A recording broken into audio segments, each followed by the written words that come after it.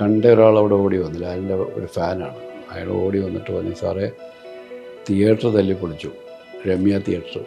ആൾക്കാർ ഇൻ്റർവെൽ കഴിഞ്ഞപ്പോൾ തന്നെ ആൾക്കാർ തിയേറ്റർ പൊളിച്ചു. കാരണം മോഹൻലാൽ മരിച്ചു പോയല്ലോ, രണ്ടാമതൊരു മോഹൻലാൽ വരുമെന്ന് അവർക്ക് അറിയില്ലല്ലോ. ഇല്ല, മമ്മൂട്ടി എടുത്ത് ഇത് ഈ കഥ മാറിയതൊക്കെ മമ്മൂട്ടി അറിഞ്ഞില്ല. അപ്പം മമ്മൂട്ടി ഒരു ഒരു ഒരു വലിയ പാറയുടെ മുകളിലാണ്, ലോഹി വരുന്നില്ല എന്ന് പറഞ്ഞു. ലോഹി താഴെ തന്നെ വണ്ടിയിലവിടെ നിന്നു. ഞാനും ഈ പ്രൊഡ്യൂസറും കൂടെ മുകളിൽ ചെന്ന് മമ്മൂട്ടിയുടെ കഥ പറഞ്ഞു. ലൊക്കേഷനിൽ വന്നിട്ട് വന്നതിൻ്റെ അടുത്ത ദിവസം തന്നെ ഇരുന്ന് ഫുൾ ഡീറ്റെയിൽ ആയിട്ടുള്ള സ്ക്രിപ്റ്റ് വായിച്ചു കേട്ടു. അദ്ദേഹത്തിൻ്റെ അടുത്ത് എനിക്ക് ഇയാളൊന്ന് വിട്ടുതരും, ഇയാൾ എഴുതിയ മമ്മൂട്ടി ബാക്കി ചെയ്യാൻ ഡേറ്റ് തരുന്നു. അപ്പോൾ ലോഹി സാർ ഒരു എഴുത്തുകാരൻ എന്നുള്ള രീതിയിൽ അതിലേക്ക് ഇറങ്ങി ചെന്നിട്ടാണോ, അല്ലെങ്കിൽ പുള്ളി ഇതിൻ്റെയൊക്കെ ഒരു ഇമോഷൻസിൽ മുങ്ങി നിന്നിട്ടാണോ അത് ചെയ്യാറ്? പുള്ളിയുടെ എഴുത്ത് പ്രോസസ്സ് എന്ന് പറയുന്നത് ഭയങ്കര പെയിൻഫുള്ളാണ്. എഴുതുമ്പോൾ പുള്ളിയുടെ നെറ്റിയിലൊരു മുഴ വരും, ഒരു ക്രിമിനലായി മാറി, ജയിൽവാസം അനുഭവിച്ചു, ചുറ്റുമുള്ളവരെല്ലാം വേദനിപ്പിച്ച ഒരാൾ എന്നൊക്കെ പറയുന്ന വലിയ ദുരന്തം ഉള്ളിൽ കൊണ്ടു നടക്കുന്ന ഒരാളാണ് സേതുമാധവൻ. അപ്പോൾ ലാൽ ലൊക്കേഷൻ വന്നിട്ട് കഥ പറയുമ്പോൾ ഇതാണ് കഥ എന്ന് പറഞ്ഞ് ലാൽ പറഞ്ഞു, അപ്പോൾ ഇയാൾ ക്ലാസിക്കൽ ചെയ്യുന്ന ആളാണോ? ഞാൻ പറഞ്ഞതേ, നർത്തകിമാരൊക്കെ കലാമണ്ഡലം കല്യാണിക്കുട്ടിയമ്മയൊക്കെ വന്നിട്ട് അത്ഭുതപ്പെട്ടിട്ടുണ്ട്.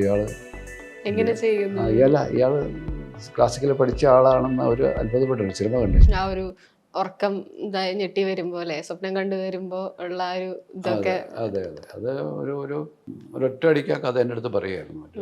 ഒരു ദിവസം അതായിരുന്നു അതിൻ്റെ ഒരു പുള്ളി എങ്ങനെ ഉണ്ടാവുന്നു. ഇപ്പൊ നേരത്തെ പറഞ്ഞ പോലെ എന്തായിരുന്നു സാറിനൊരു ഹുക്ക് ചെയ്ത ഫാക്ടർ കേട്ടപ്പോൾ ഈ ഭ്രാന്ത് എന്നുള്ളതിൽ? അത് പൂർണ്ണമായിട്ടും പുള്ളി ഒരു പുതിയ കഥ ഡീറ്റെയിൽ ആയിട്ട് പറയായിരുന്നു. പാരമ്പര്യമായിട്ട് ഇങ്ങനെ ഭ്രാന്തുള്ള ഒരു കുടുംബം, ഒരു തലമുറയിൽ നിന്ന് കൈമാറിപ്പോകുന്ന ഒരു പോയിന്റിലെത്തുമ്പോൾ ഒരു അവിശ്വാസവും അന്ധവിശ്വാസം ഉള്ളൊരു പശ്ചാത്തലമുള്ളൊരു കുടുംബമാണ് എന്നൊക്കെ പറഞ്ഞ് അത് പറഞ്ഞു വന്നപ്പോഴത്തേക്കും ആ ഒറ്റ പറച്ചിലിന് നമ്മൾ ഓക്കെ ആയി. അങ്ങനെ അത് വളരെ പെട്ടെന്ന് എഴുതി തീർത്ത് തുടങ്ങിയ സിനിമ. ഈ മമ്മൂക്കാന്റെ ഒരു ഇതെങ്ങനെയായിരുന്നു ഇതിലേക്ക് വന്ന ശേഷം? ഇപ്പം സത്യം സാർ പറഞ്ഞ് കണക്ട് ചെയ്യുമ്പോൾ അതിന് വേണ്ടി മമ്മൂട്ടി എടുത്ത് ഈ കഥ മാറിയതൊക്കെ മമ്മൂട്ടി അറിഞ്ഞില്ല. പിന്നെ ആ സമയത്ത് മമ്മൂട്ടിയുടെ ആതിരപ്പള്ളിയിൽ ഒരു പടത്തിൻ്റെ ഷൂട്ടിങ്, എം കൃഷ്ണനായർ സാറിൻ്റെ ഒരു മണിയറ എന്ന് മറ്റൊരു സിനിമ അവിടെ ഷൂട്ടിങ് നടക്കുകയാണ്. അപ്പോൾ അദ്ദേഹത്തിനോട് പറയണമല്ലോ, അദ്ദേഹം വിട്ട എഴുത്തുകാർ മാറി പുതിയ എഴുത്തുകാരൻ വന്നു, പുതിയ കഥയായി എന്നൊക്കെ പറഞ്ഞപ്പോൾ ഞാനും ഈ പ്രൊഡ്യൂസറും ലോഹിയും കൂടെ അദ്ദേഹത്തെ കാണാൻ വേണ്ടിയിട്ട് ഈ ലൊക്കേഷനിൽ പോയി. അപ്പം മമ്മൂട്ടി ഒരു വലിയ പാറയുടെ മുകളിലാണ് ഷൂട്ടിംഗ് സംഭവം നടക്കുന്നത്. ബാക്കി ഞങ്ങൾ താഴെ വരെ വണ്ടിയിലുള്ളൂ. അപ്പോൾ താഴെ വണ്ടി ഇട്ടിട്ട് ലോഹി വരുന്നില്ല എന്ന് പറഞ്ഞു. ലോഹി താഴെ തന്നെ വണ്ടിയിലവിടെ നിന്നു.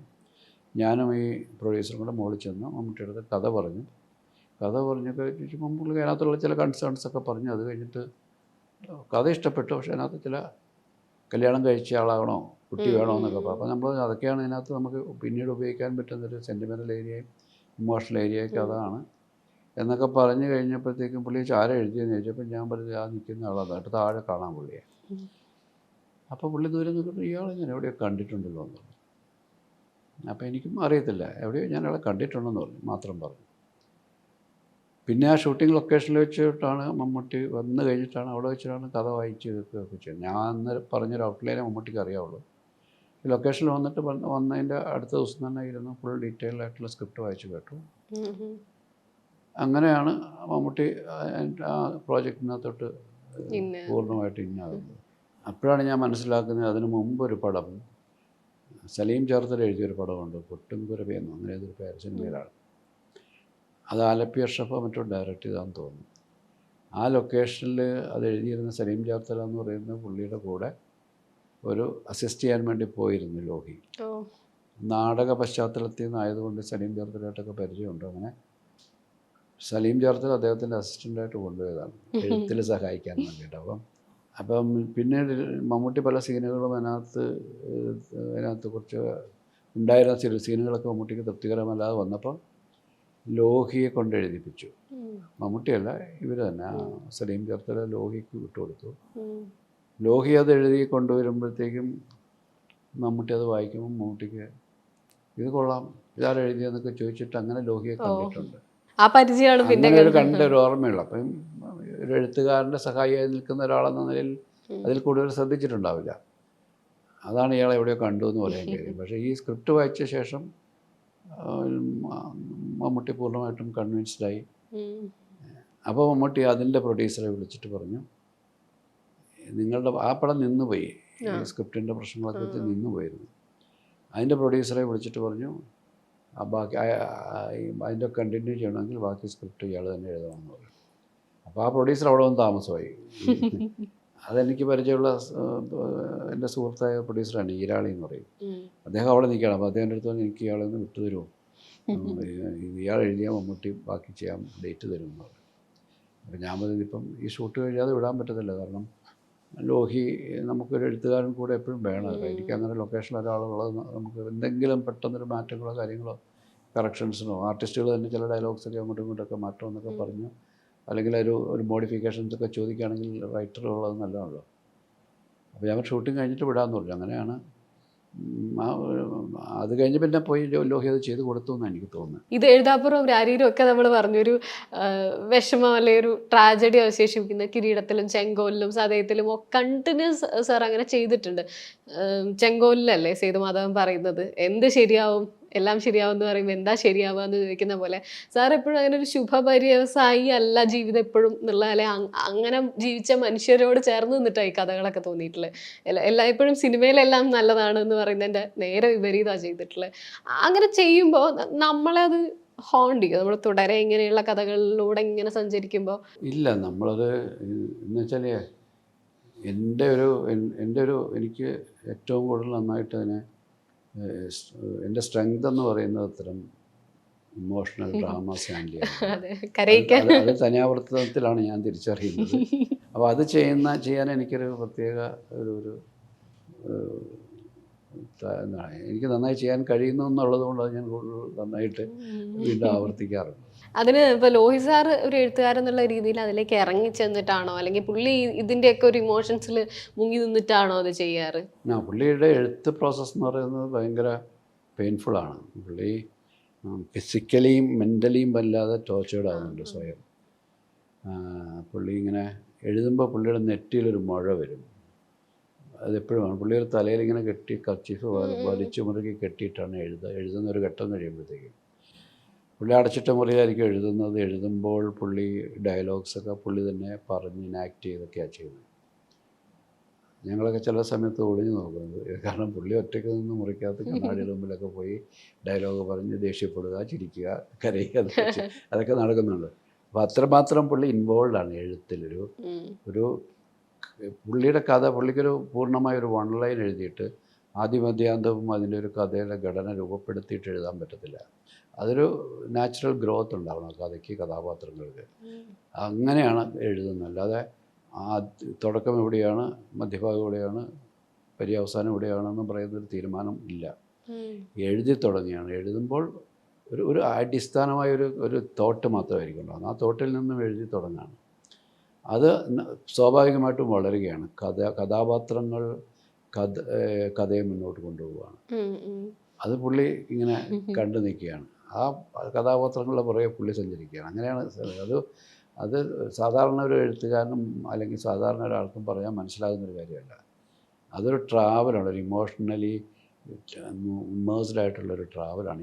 ഈ വൈകാരികമായ അവരുടെ ഓരോ കഥാപാത്രത്തിൻ്റെയും വൈകാരിക തലങ്ങളിലൂടെയുള്ള സഞ്ചാരമാണ്. ഈ കഥാപാത്രം ഒന്നും അപ്പോൾ സാർ ഒരു കഥാപാത്രത്തിലേക്കും അങ്ങനെ ഏതെങ്കിലും ഒരു സിനിമയിൽ വല്ലാണ്ട് പോയിട്ടുണ്ടോ? അതിലേക്ക് പോയി, അല്ലെങ്കിൽ നമുക്ക് എഴുതി കിട്ടുമ്പോൾ നമ്മൾ അതിലേക്ക് ഇൻവോൾവ് ആയി ചെയ്യുന്ന, ഇപ്പോൾ സേതുമാധവനായാലും സേതുമാധവനേക്കാൾ ഞാൻ കൂടുതൽ ആഴത്തിലേക്ക് പോയത് ചെങ്കോലിലെ കിരീടത്തിൽ സേതുമാധവനേക്കാൾ കൂടുതലായിട്ട് ചെങ്കോലിലെ സേതുമാധവനാണ് എന്നെ ഹോണ്ട് ചെയ്തത്. ഒരുപാട് പേര് അത് പറയാറുണ്ട്. പിന്നെയും അയാൾക്ക് ദുരന്തങ്ങൾ വരുന്നു. അതല്ല, അയാളെ സംബന്ധിച്ചോളം കിരീടത്തിലെ സേതുമാധവന് ഒരു ജീവിതാനുഭവങ്ങളുണ്ടായില്ല. ഇല്ല, അയാളുടെ ജീവിതാനുഭവങ്ങളിലേക്ക് എത്തിപ്പെടുകയാണ്. അയാൾക്ക് അതിനൊരു മുൻപൊക്കെ അങ്ങനെ ഒരു സംഘർഷഭരിതമായ ഒരു പശ്ചാത്തലം, ഒരു നോർമൽ ബോയ് നെക്സ്റ്റ് ഡോർ എന്ന് പറയുന്ന ഇമേജിൽ തന്നെ നിൽക്കുന്ന ഒരാളാണ്. വളരെ ലൈറ്ററായിട്ടുള്ളൊരു ജീവിതം, ചെറിയ അംബിഷൻസൊക്കെ ആയിട്ട് പോകുന്ന ഒരാൾ. പക്ഷേ ഒരു ഘട്ടത്തിൽ അയാൾ അതിനകത്ത് വിട്ടുപോവുകയും കിരീടത്തിൽ നിന്നും ചെങ്കോലിലേക്ക് എത്തുമ്പോൾ അയാളുടെ ജീവിതത്തിൻ്റെ ഏറ്റവും കഠിനമായ അവസ്ഥകളിലൂടെ കടന്നുപോയി. ഒരു കൊലപാതകി എന്ന് പേരെടുത്തു, ഒരു ക്രിമിനലായി മാറി, ജയിൽവാസം അനുഭവിച്ചു, ചുറ്റുമുള്ളവരെല്ലാം വേദനിപ്പിച്ച ഒരാൾ എന്നൊക്കെ പറയുന്ന വലിയ ദുരന്തം ഉള്ളിൽ കൊണ്ടു നടക്കുന്ന ഒരാളാണ് സേതുമാധവൻ ചെങ്കോലിലെത്തുമ്പോൾ. ആ സേതുമാധവൻ എന്നെയും അല്ലാതെ ഹോണ്ട് ചെയ്തിട്ടുണ്ട്. അല്ല, ഏറ്റവും തിലകൻ സാറ് അച്ഛൻ മകളെ വേശ്യാവൃത്തിക്ക് കൊണ്ടാക്കുന്ന ഒരു സീനിലൊക്കെ അതൊക്കെ ഭയങ്കര ഒരു അതെ, അതൊക്കെ വലിയ വലിയ രീതിയിൽ ക്രിട്ടിസൈസ് ചെയ്യപ്പെട്ടെങ്കിൽ പോലും ജീവിതത്തിൽ അതൊക്കെ സംഭവിക്കാറുണ്ട്. അത് ജീവിത യാഥാർത്ഥ്യമാണ് അയാൾ. അയാൾ വളരെ സത്യസന്ധനായിട്ട് ജീവിച്ച ഒരു പോലീസുകാരൻ. നമ്മൾ അച്യുതന്മാരെന്ന് പറയുന്ന ഒരു ആളെ മോശക്കാരനാക്കാൻ വേണ്ടി ചെയ്തതല്ല. അയാൾ കടന്നു പോകുന്ന രോഗിയായ ഭാര്യ, കെട്ടിച്ചിട്ട് വീട്ടിൽ തിരിച്ചു വന്നിരിക്കുന്ന മകള്, മെഡിക്കൽ കോളേജിൽ പഠിപ്പിക്കുന്ന ഒരു മകൻ, ജയിലിൽ കിടക്കുന്ന ഒരു മകൻ, അങ്ങനെ ജീവിതം മൊത്തം കൈവിട്ടു പോയ ഒരാൾ മറ്റു മാർഗങ്ങളിൽ ഏറ്റവും അവസാനം അയാൾക്ക് ഇനി ഒന്നും ചെയ്യാനില്ല, അയാൾക്കായിട്ടൊരു സമ്പാദ്യം ഇനി ഉണ്ടാക്കാൻ കഴിയില്ല. അങ്ങനെയൊക്കെ വരുന്ന ഒരു നിസ്സഹായത ഉണ്ടായാലും പിന്നെ അയാളുടെയും മനസ്സുകൊണ്ട് തകർന്നു പോയി ഇനിയൊരു ജീവിതം കെട്ടിപ്പടുക്കാൻ അയാൾക്കൊണ്ട് കഴിയില്ല. അങ്ങനെയൊക്കെ പോകുന്ന ആൾക്കാരുണ്ട് ജീവിതത്തിൽ. പക്ഷേ ഇതൊക്കെ ആൾക്കാർ ക്രിട്ടിസൈസ് ചെയ്യുന്നതിനെ ഞാൻ പോസിറ്റീവായിട്ട് തന്നെയാണ് കാണുന്നത്. കാരണം ഈ സേതുമാധവനും അച്യുതൻ നായരും ഒക്കെ അവരുടെ ജീവിതത്തിൽ ആരൊക്കെയാണെന്ന് അവർക്ക് തോന്നുന്നുണ്ടല്ലേ. ഒരു സിനിമയിലെ കഥാപാത്രങ്ങൾ ജീവിച്ചിരിക്കുന്നവരാണ് എന്നുള്ള ഒരു ജീവിച്ചിരിക്കുന്ന അവരുടെ ആരോ അടുത്ത ആൾക്കാരായിട്ട് അവർക്ക് തോന്നാൻ തുടങ്ങിയതാണ്. അവരോടൊരു എമ്പത്തിയും സിമ്പതിയും ഒക്കെ. അതെ, അതുണ്ടാകാൻ കാരണം എഴുത്തിൻ്റെ ശക്തിയാണ്. ആ കഥാപാത്രങ്ങൾ ആ സിനിമയിലൂടെ അവരെ അത്രമാത്രം അവരോട് ചേർന്ന് നിൽക്കുന്ന, ഒരുപക്ഷെ തിരശ്ശീലയിൽ നിന്ന് അവരുടെ ജീവിതത്തിലേക്ക് അവരുടെ ചുറ്റുപാടിൽ എവിടെയോ ഉള്ള ഒരാളായിട്ട് മാറുന്ന ഒരു അനുഭവം ഉണ്ടായതുകൊണ്ടാണല്ലോ. അത് എഴുത്തുകാരൻ്റെ കഴിവ് തന്നെയാണ്. അതിനെ അവർ ആ രീതിയിൽ കാണുമ്പോൾ അത്തരത്തിൽ അവർക്ക് ഇഷ്ടപ്പെട്ട ആൾക്കാർ എന്തുകൊണ്ട് അങ്ങനത്തെയൊക്കെ വഴികളിലേക്ക് ചിന്തിച്ച് പോകുന്നു എന്നൊക്കെ പറയുന്നത് സ്വാഭാവികമാണ്. അത്തരം ക്രിറ്റിസിസം ഞാൻ പോസിറ്റീവായിട്ട് തന്നെയാണ് കാണുന്നത്. ശാന്തികൃഷ്ണ മാം അതിൽ അമ്മായിയമ്മ അല്ലേ, അവരുടെ അവരുടെ അമ്മയായിട്ട് വന്ന അമ്മയായിട്ട്, അത് എന്നോട് പുള്ളിക്കാരി സംസാരിച്ചപ്പോൾ പറഞ്ഞു, ഞാൻ അമ്മയും അമ്മൂമ്മയും അമ്മായിമ്മയും ഒക്കെ ആയിട്ടുണ്ട് ലാലിൻ്റെ എന്ന് പറഞ്ഞു. അങ്ങനെ കാസ്റ്റ് ആലോചിക്കാൻ കാരണം എന്തായിരുന്നു? കാരണം നായികയായി വരുന്ന സമയമാണല്ലോ അവര്, ലാൽ ശാന്തികൃഷ്ണ. കുറച്ചുനാൾ കഴിഞ്ഞ് ശാന്തി അങ്ങനെ ഒരു അഭിനയത്തിൽ നിന്ന് കുറച്ചാൾ വിട്ടു നിന്നിരുന്നു. ശ്രീനാഥുമായിട്ടുള്ള വിവാഹത്തിനൊക്കെ ശേഷം അങ്ങനെ ഒരു ലൈവായിട്ട് സിനിമ ഉണ്ടായില്ല. അതിനുശേഷമാണ് പിന്നീട് അഭിനയിക്കാൻ തുടങ്ങിയ സമയത്താണ് ശാന്തിയായിട്ടൊക്കെ എനിക്ക് അതിനു മുമ്പ് തന്നെ വളരെ അടുത്ത സൗഹൃദം ഉണ്ടായിരുന്നു. ശ്രീനാഥും ശാന്തിയും ഒക്കെ ആയിട്ട് ഒരുപാട് സിനിമകളിൽ ശ്രീനാഥ് കിരീടത്തിലുണ്ടായിരുന്നു. പക്ഷേ ശ്രീനാഥുമായിട്ട് വലിയ അടുത്ത സൗഹൃദം ഉണ്ടായിരുന്നു. അതുകൊണ്ട് തന്നെ ശാന്തിയുമായിട്ടുള്ള ഒരു കുടുംബ ബന്ധമൊക്കെ ഉണ്ടായിരുന്നു. അപ്പം അതൊരു അപ്പം പിന്നെ ശാന്തിയെ സംബന്ധിച്ചോളം അതിന് മുമ്പ് എൻ്റെ കൂടെ ചെങ്കോൽ ഷൂട്ട് ചെയ്തുകൊണ്ടിരിക്കുമ്പോഴാണ് മായാമയൂരം റിലീസാകുന്നത്. ഞാനും ലാലും ഉണ്ട് അവിടെ. ഇപ്പോൾ റിലീസായി കഴിഞ്ഞപ്പം ഉച്ചയ്ക്ക് ആദ്യത്തെ ഷോ കഴിഞ്ഞിട്ട് കണ്ട ഒരാൾ അവിടെ ഓടി വന്നു. ലാലിൻ്റെ ഒരു ഫാനാണ്. അയാൾ ഓടി വന്നിട്ട് പറഞ്ഞു, സാറേ തിയേറ്റർ തല്ലി പൊളിച്ചു, രമ്യ തിയേറ്റർ. ഇൻ്റർവെൽ കഴിഞ്ഞപ്പോൾ തന്നെ ആൾക്കാർ തിയേറ്റർ ഓടി. കാരണം മോഹൻലാൽ മരിച്ചു പോയല്ലോ. രണ്ടാമതൊരു മോഹൻലാൽ വരുമെന്ന് അവർക്ക് അറിയില്ലല്ലോ. ഒരാൾ ആദ്യം കാണിക്കുന്ന മുഴുവൻ രണ്ടാമത്തെ ആളെ നമ്മൾ പുറത്ത് വിട്ടിട്ടില്ല. അപ്പം അങ്ങനത്തെ അപ്പം ആ പറയുന്നത് ഈ ലൊക്കേഷനിൽ വന്നിട്ട് അപ്പോൾ ആ ഓർമ്മയുണ്ട്. അപ്പോൾ അതിന് തൊട്ട് മുമ്പാണ് അത് ചെയ്തേക്കുന്നത്. കമലതളത്തിൽ ഈ വ്യാഖ്യാനിക്കൂ എന്ന് പറയുമ്പോൾ പുള്ളി അപ്പോഴാണല്ലോ ആ പാട്ട് തുടങ്ങുന്നത്. പുള്ളി മുഴുമണ്ഡലത്തിൽ ഇരുന്നങ്ങ് തുടങ്ങുമ്പോൾ ഇത് അപ്പുറത്ത് മോനിഷ, വിനീത് ഡാൻസേഴ്സാണ്. ഇപ്പോഴും എല്ലാവരും പറയുന്ന, ഞങ്ങളൊക്കെ അത് TV കണ്ട് ആണ്. അന്നൊട്ടും മോഹൻലാൽ ഡാൻസ് അറിയാവുന്ന കുട്ടിയാകുമ്പോൾ വിചാരിച്ചിരുന്നത്. എനിക്കിപ്പോഴും അത് കാണുമ്പോൾ ഒരിക്കലും പുള്ളി ഡാൻസ് അറിയാത്ത ഒരാളാണെന്ന് തോന്നിയിട്ടില്ല. അപ്പം എങ്ങനെ ഷോട്ട് വെച്ചാലും മുദ്രകളിലോ എവിടെയെങ്കിലും ആ ഒരു ഡാൻസർ അല്ല എന്നുള്ളൊരു സാധനം വരില്ലേ? എന്തായിരുന്നു സാറിൻ്റെ, ലാൽ സാറിൻ്റെ ഒരു കോൺഫിഡൻസ് അങ്ങനൊരു സിനിമ? ഇങ്ങനൊരു കഥ ലാല് ലൊക്കേഷനിലേക്ക് വരുമ്പോഴാണ്, ഷൂട്ടിനായിട്ട് വന്ന് രാവിലെ എത്തുമ്പോഴാണ് ചോദിക്കുക എന്താ കഥയെന്ന് ചോദിക്കുന്നത്. നേരത്തെ ഒന്നും കഥ കേട്ടിട്ടില്ല, ചോദിച്ചിട്ടില്ല, പറഞ്ഞിട്ടില്ല. ലൊക്കേഷൻ എത്തിക്കഴിഞ്ഞപ്പോൾ എന്താ കഥ എന്ന് ചോദിച്ചു. അപ്പോൾ കമ്മിറ്റി ഇങ്ങനെ ഒരു ഡേറ്റ് തരിക അങ്ങനത്തെ പരിപാടി അല്ലേ? പുള്ളിയുടെ സ്വന്തം പ്രൊഡക്ഷൻ അല്ലേ. ശരിയാ, പുള്ളി തന്നെ പ്രൊഡ്യൂസർ. അപ്പം കണ്ടിന്യൂസ് ആയിട്ട് നമ്മൾ എല്ലാ വർഷവും ആദ്യം വിഷുവിന് പുള്ളിക്കൊരു പടം ചെയ്യാമെന്നൊരു ധാരണ ഉണ്ടായിരുന്നു. അപ്പോൾ കറക്റ്റ് ആ സമയമാകുമ്പോൾ തുടങ്ങുകയെന്ന് മാത്രം. അപ്പോൾ അതിനു മുമ്പുള്ള വിളിയൊക്കെ വരാൻ തുടങ്ങിയ എപ്പോഴാണ് അവർ തിയേറ്ററൊക്കെ കമ്മിറ്റ് ചെയ്യും. വിഷു എല്ലാ മാർച്ച് ലാസ്റ്റ് ഫ്രൈഡേയും പ്രണവത്തിൻ്റെ സിനിമ ഉണ്ടാവും എന്നുള്ളൊരു തീരുമാനം തിയേറ്ററുമായിട്ടൊരു അണ്ടർസ്റ്റാൻഡിംഗ് ഉണ്ട്. അബ്ദുള്ള അങ്ങനെ ചെയ്തു, ഭരതവും അങ്ങനെ ചെയ്തു. കമലതളം വരുമ്പോഴും സ്വാഭാവികമായിട്ട് പുള്ളി എന്നെ ആ സമയത്ത് ഇങ്ങനെ നിരന്തരമായിട്ട് വിളിക്കുന്നുണ്ട്. അപ്പോൾ ആ സമയത്ത് ഞാൻ വേറൊരു പടത്തിൻ്റെ പരി തീർക്കാൻ നിൽക്കുന്നു. പുള്ളിയും ലോഹിയും ആധാരം എന്ന് പറയുന്ന സിനിമ ചെയ്തുകൊണ്ടിരിക്കുന്നു. ഞാനിവിടെ സതയത്തിൻ്റെ ഫൈനൽ വർക്ക് തീർക്കുന്നു. രണ്ടുപേരും രണ്ട് പ്രോജക്റ്റിൽ ഇങ്ങനെ കിടക്കുകയാണ്. അപ്പോൾ ലാൽ പറഞ്ഞു നമുക്ക് ജനുവരിയിൽ ഷൂട്ട് തുടങ്ങിയാൽ മാർച്ചിൽ റിലീസ് സാധ്യമാവുള്ളൂ, എന്തെങ്കിലും ആയോ കഥയല്ലോ. ഞാൻ പറഞ്ഞു ലോഹി അവിടെ നിൽക്കുകയാണ്, ഞാൻ ചെന്നൈയിലുണ്ട് ഇതിൻ്റെ പോസ്റ്റ് പ്രൊഡക്ഷൻ വർക്കായിട്ട് സതയത്തിൻ്റെ. ആ സമയത്ത് പിന്നെ അവസാനം ഞാൻ ലോഹിയെ നിർബന്ധപൂർവ്വം വിളിച്ചു കൊണ്ടുവരുന്നു. കാരണം ഈ ആധാരം എന്ന് പറയുന്നത് ഒരു പുതിയ സംവിധായകനാണ്, ജോർജ് കിത്തുവാണ്.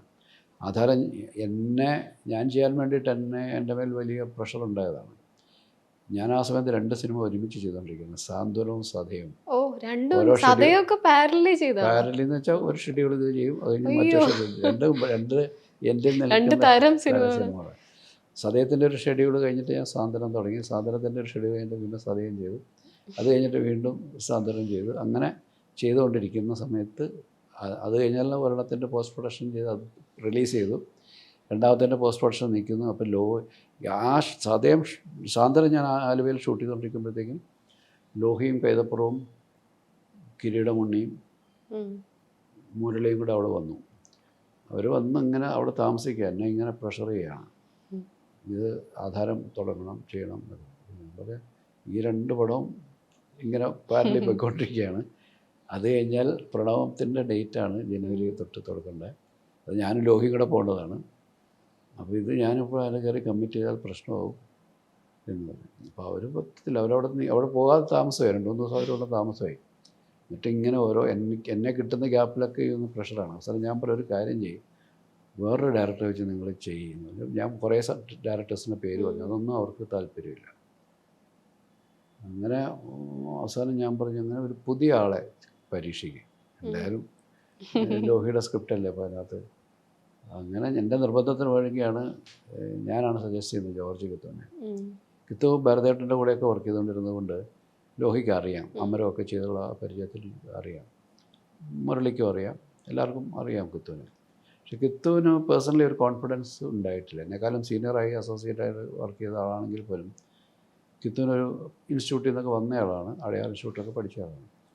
പക്ഷേ എന്തായാലും പുള്ളിക്കൊരു ആത്മവിശ്വാസ കുറവുണ്ടായിരുന്നു. അപ്പം ഞാൻ എൻ്റെ ഉത്തരവാദിത്വമായി മാറി, എന്നെ ഒന്ന് ഒഴിവാക്കാൻ വേണ്ടിയിട്ട് പുള്ളി അതിനകത്ത് കമ്മിറ്റ് ചെയ്യുക എന്നുള്ളത്. അപ്പം ഞാൻ ഇവരാരും പറഞ്ഞിട്ട് പുള്ളി വഴങ്ങില്ല. പിന്നെ ഞാൻ ചെന്നൈയിൽ പോയി, പുള്ളി അന്ന് ചെന്നൈയിലുണ്ടായിരുന്നു. ഞാൻ ഒരു രാത്രിയിൽ പുള്ളിയെ വിളിച്ചുകൊണ്ട് വന്നൊരു STD ബൂത്തിൽ നിന്ന് വരെ വിളിപ്പിച്ച് പറഞ്ഞു, പുള്ളിയുടെ ഞാൻ തനിക്ക് വേണ്ടി കമ്മിറ്റ് ചെയ്യാമെന്ന് പറഞ്ഞിട്ട് ഞാൻ അവരെ കൊണ്ട് അങ്ങനെ നിർബന്ധിച്ച് കമ്മിറ്റ് ചെയ്യിച്ച പ്രോജക്റ്റാണത്. അപ്പോൾ ലോഹിക്ക് പുതിയ ആളായതുകൊണ്ട് ലോഹിക്ക് അവിടെ നിന്ന് മാറാനൊരു ധൈര്യമില്ല. പക്ഷേ ഇവിടുത്തെ ഈ പ്രഷറും കൂടെ വന്നു കഴിയുമ്പോൾ അവസാനം ഞാൻ പറഞ്ഞു ലോഹി ഇങ്ങനെ ലാലിൻ്റെ പ്രഷർ വരികയാണ്, വേഗം വരണമെന്നൊക്കെ പറഞ്ഞാൽ ലോഹി ഇവിടെ കൊണ്ടുവന്നു. അപ്പോൾ കഥയില്ല ആ സമയത്ത് ലോഹിയുടെ. അപ്പോൾ ഞങ്ങൾ എവിടെയെങ്കിലും മാറി ഇരിക്കുക, സിറ്റിയിലിരുന്നാൽ പിന്നെയും ആരെങ്കിലുമൊക്കെ വന്ന് പ്രോജക്റ്റുകളൊക്കെ ആയിട്ട് വരും. ചെന്നൈ സിറ്റിയിലാണെങ്കിൽ ഞങ്ങൾ സ്ഥിരമായിട്ട് താമസിക്കുന്ന സ്ഥലങ്ങളൊക്കെ ആൾക്കറിയാം, വുഡ്ലാൻഡ്സ് ഹോട്ടലൊക്കെ ആയിരിക്കും. അങ്ങനെ ഞങ്ങൾ രണ്ടും കൂടെ അവിടുന്ന് കുറച്ച് ദൂരെ മഹാബലിപുരം ഭാഗത്ത് പോയി താമസിച്ചു, ഒരു ഹോട്ടലിൽ താമസിച്ചിട്ട്. അപ്പോൾ ലോഹിക്ക് കഥയില്ല. ഒരു ദിവസം രാവിലെ ലോഹി ഞെട്ടി എണീറ്റിട്ട് പറഞ്ഞു ഒരു കഥയുണ്ടായെന്ന് പറഞ്ഞു. പുള്ളിയുടെ സ്വപ്നത്തിൽ വന്നൊരു കഥയാണ്. അതിന് അക്കാലത്ത് കർണാടകയിൽ നടന്ന ഒരു ഇൻസിഡൻറ്റുമായിട്ട് ബന്ധമുണ്ട്. ഒരു കർണാടകയിലെ പ്രശസ്തനായ ഒരു നാടക പ്രവർത്തകൻ്റെ ഭാര്യ കൊല്ലപ്പെട്ടു. ആ കുറ്റം ഇയാളുടെ പേരിൽ ആരോപിക്കപ്പെട്ടു. അങ്ങനെ അത് ആ സമയത്ത് പത്രങ്ങളൊക്കെ വലിയ വാർത്തയായിട്ട് വന്നതാണ്. ആ ഒരു ഇൻസിഡൻ്റാണ് പുള്ളിക്ക് സ്വപ്നത്തിൽ വന്നത്. അവിടെ നിന്നാണ് ഈ കഥയുടെ സ്പാർക്ക് വരുന്നത്. അങ്ങനെ ആ കഥ അങ്ങനെ എഴുതുന്ന രൂപപ്പെട്ട് വന്നു. അത് കലാമണ്ഡലവും പശ്ചാത്തലമൊക്കെ കയറി വന്നു. അപ്പോൾ ലാൽ ലൊക്കേഷൻ വന്നിട്ട് കഥ പറയുമ്പോൾ ഇതാണ് കഥയെന്ന് പറയുമ്പോൾ ലാൽ പറഞ്ഞു ഇയാൾ ക്ലാസിക്കൽ ചെയ്യുന്ന ആളാണോ? ഞാൻ പറഞ്ഞു അതെ, അത് അയ്യോ അധ്യാപകനാണ് എല്ലാം, ഇതെങ്ങനെ ഞാൻ ചെയ്യും, തികഞ്ഞ ആളാണ്. അപ്പം പറയും കുഴപ്പമില്ല നമുക്ക് ചെയ്യിക്കാം എന്നൊക്കെ പറഞ്ഞ് ഞങ്ങൾ ധൈര്യം കൊടുക്കുന്നുണ്ട്. അപ്പോൾ ലാൽ അങ്ങനെയാണെങ്കിൽ പിന്നെ നെട്ടുവം പരമശിവം മാഷെ കൊണ്ടുവരാം. അങ്ങനെ അദ്ദേഹത്തെ കൊണ്ടുവന്ന് അവിടെ താമസിപ്പിച്ചിട്ട് വെളുപ്പിന് 4 മണിക്ക് എഴുന്നേറ്റ് പുള്ളി തുടങ്ങും, പഠിച്ചു തുടങ്ങും. പഠിച്ചു തുടങ്ങാന്ന് വെച്ചാൽ ഞാൻ പറയും സിനിമയ്ക്കുള്ളത് മതി, നമുക്ക് സിനിമയ്ക്ക് ചെയ്യാവുന്നൊരു വഴക്കത്തിലേക്ക് വന്നാൽ മതി എന്ന് പറഞ്ഞു. അങ്ങനെയാണ് അത് ചെയ്തത്. അത് നമ്മൾ പുള്ളിക്ക് വിശ്വസിക്കണം, മേക്ക് ബിലീഫാണല്ലോ സിനിമ എന്ന് പറയുന്നത്. പുള്ളി എപ്പോഴും പറയുന്നത്. അതെ, കണ്ട അതിനുശേഷം കണ്ട വലിയ നർത്തകിമാരൊക്കെ കലാമണ്ഡലം കല്യാണിക്കുട്ടിയമ്മയൊക്കെ വന്നിട്ട് അത്ഭുതപ്പെട്ടിട്ടുണ്ട്. എങ്ങനെ ചെയ്യുന്നു? ഇയാൾ ക്ലാസിക്കൽ പഠിച്ച ആളാണെന്ന് അവർ അത്ഭുതപ്പെട്ടിട്ടുണ്ട് സിനിമ കണ്ടിട്ട്. പിന്നീട് വാനപ്രസ്ഥത്തിലൊക്കെ അത് വേറൊരു കഥകളി എത്രയോ വർഷം കഥകൾ പ്രാക്ടീസ് ചെയ്ത ഒരാളാണെന്ന് തോന്നുന്ന രീതിയിൽ ചെയ്യാൻ സാധിച്ചിട്ടുണ്ടായി. ഈ ഇടയ്ക്ക് MG ശ്രീകുമാർ സാർ പറഞ്ഞിരുന്നു ചിത്രത്തിന് പാടുന്ന സമയത്ത് ലിപ്സിങ്ക് ചെയ്തതൊക്കെ പറഞ്ഞു. അതേപോലെ ഇപ്പോൾ ഹിസ് ഹൈനസിൽ വരുമ്പോൾ ഇതിലും അതിലൊക്കെ 2 സോങ്ങുകളൊക്കെ ഇടയ്ക്ക് നിങ്ങൾ ഈ സ്വപ്നം കാണുന്ന വിഷ്വൽസ് ഇടുന്നതുകൊണ്ട് അത് ബാലൻസ് ചെയ്യാം. പക്ഷെ ദേവസഭാതലത്തിൽ ഈ മത്സരം മാത്രം കൈതപ്രം തിരുമേനിയും ലാൽ സാറിൻ്റെ ഒരു മത്സരമാണ് വരുന്നത്. അപ്പോൾ അവിടെ കൃഷ്ണേന്ദു കലേഷ്, പ്രാപ്പടയുടെ സംവിധായകൻ കൃഷ്ണേന്ദു കലേഷ് സാറിൻ്റെ ഈ ഷോർട്ടുകളെ ഷോർട്ട് ഡിവിഷനെ മെൻഷൻ ചെയ്തൊരു പോസ്റ്റ് ഡീറ്റെയിൽ ആയിട്ട് എഴുതിയിട്ടുണ്ടായിരുന്നു. അതിൽ ദേവസഭാതലത്തിന് വെച്ചിട്ടാണ് എങ്ങനെ അന്ന് ചെയ്തു എന്നുള്ളത് ഇന്നുള്ളവർ കണ്ടുപിടിക്കണം. കാരണം ഇത് മാത്രമേ കാണിക്കാനുള്ളൂ, എന്നിട്ടും വിരസത തോന്നാത്ത വിധത്തിൽ അത്തരം പാട്ടുകൾ വരുമ്പോഴൊക്കെ എങ്ങനെയാണ് അതിനെ ടെക്നിക്കലി സമീപിക്കാറ്? കുറച്ച് പണിയുണ്ട് അതിൽ. അല്ല, അത് നമ്മൾ ഒന്നാമത് ഇഷ്ടപ്പെട്ട് ചെയ്യുമ്പം അതിനേറ്റവും നന്നായിട്ട് ചെയ്യാനായിട്ട് നമുക്ക് ഒരു ഊർജ്ജം ഉണ്ടാകുന്നുണ്ട്. ഞാൻ പറയില്ല, ആദ്യകാലത്തൊക്കെ പാട്ട് ഷൂട്ട് ചെയ്യാന്ന് പറയുന്നത് എനിക്കൊരു ഭയങ്കര ബുദ്ധിമുട്ടായിരുന്നു. എനിക്ക് ഇഷ്ടമില്ലായിരുന്നു ചെയ്യാൻ. ഇഷ്ടമില്ലെന്ന് വെച്ചാൽ എന്തിനാണ് ഇപ്പോൾ സിനിമയിൽ അങ്ങനെയൊക്കെ ആദ്യകാലത്ത് വെരി ബിഗിനിങ് സിനിമയിൽ പാട്ട് വേണമെന്നുള്ളൊരു കൺസെപ്റ്റ് നമുക്കുണ്ട്. അതൊരു ഇന്ത്യൻ കൺസെപ്റ്റാണ്. അപ്പോൾ ഒരു പാട്ട് വേണം. അപ്പോൾ ആ പാട്ട് ഷൂട്ട് ചെയ്യുക എന്ന് പറയുന്നത് ഘടനയോട് ചേർന്ന് നിൽക്കുന്നതാണെങ്കിൽ കുഴപ്പമില്ല. അല്ലാതെ പാട്ട് നായകനും നായികയും കൂടെ കുറേ ഡാൻസേഴ്സിനുള്ള പരിപാടി ഭയങ്കര പാടാണ്. അത് എന്തിനാണ് എനിക്ക് എന്നെ കൺവിൻസ് ചെയ്യാൻ പറ്റുന്നില്ല. അതിൻ്റെ ലോജിക്കില്ല. അപ്പോൾ എനിക്ക് കൺവിൻസ്ഡ് ആകാത്തൊരു കാര്യം ഞാൻ എങ്ങനെയാണ് ആൾക്കാരെ കൺവിൻസ് ചെയ്ത് കൊടുക്കുക. ആദ്യകാലത്തൊക്കെ അങ്ങനെ ഞാൻ കൂടുതലായിട്ട് ഡാൻസ് മാസ്റ്റർമാരെയൊക്കെ ഏൽപ്പിച്ചിട്ട് ഞാൻ അവിടെ ഒരു സൂപ്പർവൈസറായിട്ട് നിൽക്കാറേ ഉണ്ടായിരുന്നത്. ഞാൻ ആദ്യമായിട്ട് വളരെ താല്പര്യപൂർവ്വം ഷൂട്ട് ചെയ്ത പാട്ട് കണ്ണീർ പൂവിൻ്റെയാണ്. കണ്ണീർ പൂവിൻ്റെ എന്നൊക്കെ വെച്ചാൽ ആ കഥയുടെ ഭാഗമായതുകൊണ്ടാണ്. കഥയുടെ അതിനു മുമ്പൊക്കെ ചെയ്തതൊക്കെ ഇങ്ങനെ ഒരു എന്താണ് ചെയ്യാൻ വേണ്ടി ചെയ്യുന്നതാണ്. അങ്ങനെ വളരെ മ്യൂസിക്കൽ ഇമ്പോർട്ടൻസ് ഉള്ള പാട്ടുകളും അതിനു മുമ്പ് ഞാൻ ചെയ്തിട്ടില്ല. എല്ലാം ഇങ്ങനെ ഈ പ്രണയവും കാര്യങ്ങളൊക്കെ ആയിട്ടുള്ള കാര്യങ്ങളാണ്. അത് മാറ്റി വെച്ചാലും സിനിമയ്ക്ക് കുഴപ്പമൊന്നും വരത്തില്ല. പക്ഷെ ഈ സിനിമ ഇതിലേക്ക് എത്തുമ്പോഴത്തേക്കും ഇതില്ലാതെ ആ സിനിമയ്ക്ക് ദേവദൂതനേക്കാളും കണ്ണീർ പൂവിൻ്റെ എന്ന് പറയുന്നത് നറേഷൻ്റെ ഭാഗമാണ്, കഥ പറച്ചിലിൻ്റെ ഭാഗമാണ്. അതൊരു ഈ ഒരു കഥാപാത്രത്തിൻ്റെ ഗ്രാഫിൻ്റെ കൂടെ സഞ്ചരിക്കുകയാണ്. അയാൾ ഈ സേതുമാധവൻ വീട്ടിൽ നിന്ന് ഇറങ്ങിപ്പോവുകയും ജീവിതം എനിക്ക് കൈവിട്ട് പോയി എന്നൊക്കെ പറഞ്ഞ് ഇറങ്ങിപ്പോവില്ലേ.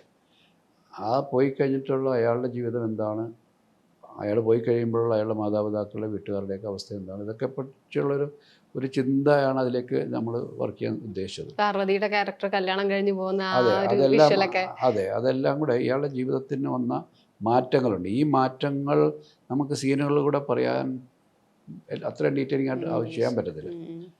അപ്പോൾ ആ പാട്ട് വരുന്നതോടെ ആ പാട്ടിലൂടെ ഇവരുടെ ജീവിതത്തിൻ്റെ അവസ്ഥകൾ, ഓരോരുത്തരുടെയും അവസ്ഥകൾ എന്താണ് എന്നുള്ളത് പറഞ്ഞു പോകാൻ പറ്റും. അതിനായിട്ട് പ്രത്യേക ഒരു സ്ക്രിപ്റ്റ് ഞാൻ തന്നെ വർക്ക് ചെയ്തതാണ് ഇതിനകത്ത്. അപ്പം അതൊരു കഥയുടെ പ്രധാന ഘടനയോട് ചേർന്ന് നിൽക്കുന്നതാണ്. അത് മാറ്റി വെച്ചാൽ ആ കുറവോടെ. പിന്നെ അബ്ദുള്ള വന്നതോടുകൂടിയാണ് എനിക്ക് കോൺഫിഡൻസ് ആയത്. കാരണം അബ്ദുള്ളയിലെ എല്ലാ പാട്ടുകളും സിനിമയുടെ ഭാഗമാണ്. ഗായകനായ നായകനും കൊട്ടാരവും പശ്ചാത്തലവും ഒക്കെ ആയിട്ട് അതിനകത്തുള്ള ഫാൻറ്റസിയും എന്താണ് കുറച്ച് സ്വപ്നം കാണുന്നതൊക്കെ, അതെ, വിഷ്വൽസൊക്കെ അതൊക്കെ സാധ്യമാണ്. അത് ഒരു കഥാനായികയും ഒക്കെ അങ്ങനെയൊക്കെ അവരൊരു എന്താണ് അവിടെ പാട്ട് പശ്ചാത്തലമാണ് എല്ലാ കുടുംബം മൊത്തം അങ്ങനെ. ഇപ്പം അതിനകത്ത് തന്നെ ഇപ്പോൾ ഗോപിക വസന്തമൊക്കെ ചെയ്യുമ്പോൾ അതിനകത്ത് നമുക്ക് ഏത് ലെവലിലേക്ക് ഇമാജിനേഷൻ കൊണ്ടുപോകാം എന്നൊക്കെ പറയാം. പ്രമദവനം ഒക്കെ ചെയ്യുമ്പോഴും നമുക്കത് വേറിട്ട് നിൽക്കുന്നത്, അത് മാറ്റി വെച്ചാൽ ആ സിനിമയ്ക്ക് കുറവുണ്ടാവും. ഇപ്പോൾ ദേവസഭാതലം വരുമ്പോഴത്തേക്കും അതൊരു വലിയ ചലഞ്ചാണ്. കാരണം ഏതാണ്ട് 8 മിനിറ്റോ മറ്റുണ്ട് ആ പാട്ട്. വേറെ ഒന്നും അവിടെ കാണിക്കാനോ സ്വപ്നം കാണാനോ നടക്കാൻ പറ്റത്തില്ല, ഇരുന്നിടത്തിരുന്ന് പാടിക്കണം. എൻ്റെ അത് മൂന്നാമത് വേണുചേട്ടനും പാടുന്നുണ്ട്, ശരത്താണ് അത് പാടിക്കുന്നത്. അപ്പം വേറെ ഒരു മൊമെൻ്റില്ല, നമ്മുടെ കയ്യിൽ നമ്മൾ നിരായുധനാണ്, ഒരു ക്യാമറ മാത്രമേ ഉള്ളൂ. അപ്പം അത് വളരെ ചലഞ്ചാണ്. പക്ഷേ നമുക്ക് അങ്ങനത്തെ ചലഞ്ചുകൾ വരുമ്പോൾ നമുക്ക് എന്നെ സംബന്ധിച്ചോളം നമുക്കൊരു വെല്ലുവിളി ഉണ്ടാകുമ്പോൾ ആ വെല്ലുവിളിയെ ഏറ്റെടുക്കാൻ എനിക്കിഷ്ടമാണ്. അതിൻ്റെ മുകളിൽ കയറി നമ്മൾ അതിനെ ആ ചലഞ്ചിനെ ഫേസ് ചെയ്യുകയും ഓവർകം ചെയ്യുകയും ചെയ്യുക എന്നുള്ളത് ഒരു രസമുള്ള കാര്യമാണ്. ഈ ഋഷഭം എന്നൊക്കെ പറഞ്ഞാൽ ഇട്ട് കൊടുത്തിട്ട് കണ്ടിന്യൂ ഇല്ലേ, അത് രവീന്ദ്രൻ മാഷ ഒരു രവീന്ദ്രൻ മാഷ കൈതപ്രം എഴുതിയതാണ്. അതാണ് തിരുമേനിനെ തന്നെ മുന്നിൽ കൊണ്ട് നിർത്തിയത്. അല്ല, അതേ ഒരു കാര്യമുള്ള ചില തിരുമേനി ആദ്യമേ അത് നമുക്ക് ആരെയും ഒരു കൺഫ്യൂഷൻ ഉണ്ടായിരുന്നു. അത് താളബോധമുള്ള ആൾ വേണം, പിന്നെ താളം അടിച്ചൊക്കെ പാടേണ്ടതാണ്, പിന്നൊരു സംഗീതജ്ഞനാണെന്ന് തോന്നുന്ന രൂപം വേണമൊക്കെ, അങ്ങനെ ഒരുപാട് കാര്യം. അപ്പോഴത്തേക്ക് ലോഹി അസൈസ് നമുക്ക് കൈതപ്രവർത്തനത്തിനെ കൊണ്ടുവരാം. അങ്ങനെ പുള്ളിയെ വിളിക്കുകയും പുള്ളി ഒന്ന് ചെയ്യുക. അപ്പം പുള്ളിയുടെ ശബ്ദത്തിന് ആ പാട്ടിൽ അദ്ദേഹത്തിൻ്റെ ശബ്ദം രവീന്ദ്രൻ മാഷെ കൊണ്ട് തന്നെയാണ് പഠിപ്പിച്ചത്. കുറച്ചും കൂടെ ഒരു എന്താണ് ഒരു ഗംഭീരം ഉണ്ടാകുന്ന ശബ്ദത്തിന്. അപ്പം അത് ചെയ്യാൻ ഇച്ചിരി ടഫാണ്, കാരണം ഇൻട്രസ്റ്റിംഗ് ആയിട്ട് കൊണ്ടുപോകണം. ഇത്രയും 8 മിനിറ്റ് ആൾക്കാരെ ശ്രദ്ധ പോകാതെ അതിൻ്റെ താളവും കാര്യങ്ങളും ഒക്കെ അതിൻ്റെ ഒരു കോമ്പറ്റീഷനും അതെല്ലാം അതിൻ്റെ സ്പിരിറ്റൊക്കെ പോകാതെ ചെയ്യാന്നുള്ള വലിയ ചലഞ്ചാണ്. പക്ഷെ അത് ഞാൻ വായിച്ചു, ഇദ്ദേഹം എഴുതിയത് ആരോ എനിക്ക് അയച്ചു തന്നു അടുത്ത കാലത്ത്. ഞാൻ അത്രത്തോളം നമ്മൾ ചെയ്തതിനെ ആൾക്കാർ ഇപ്പോഴും കാണുകയും അപ്രീഷിയേറ്റ് ചെയ്യുകയും ചെയ്യുന്നുണ്ടെന്നുള്ള വലിയ സന്തോഷം.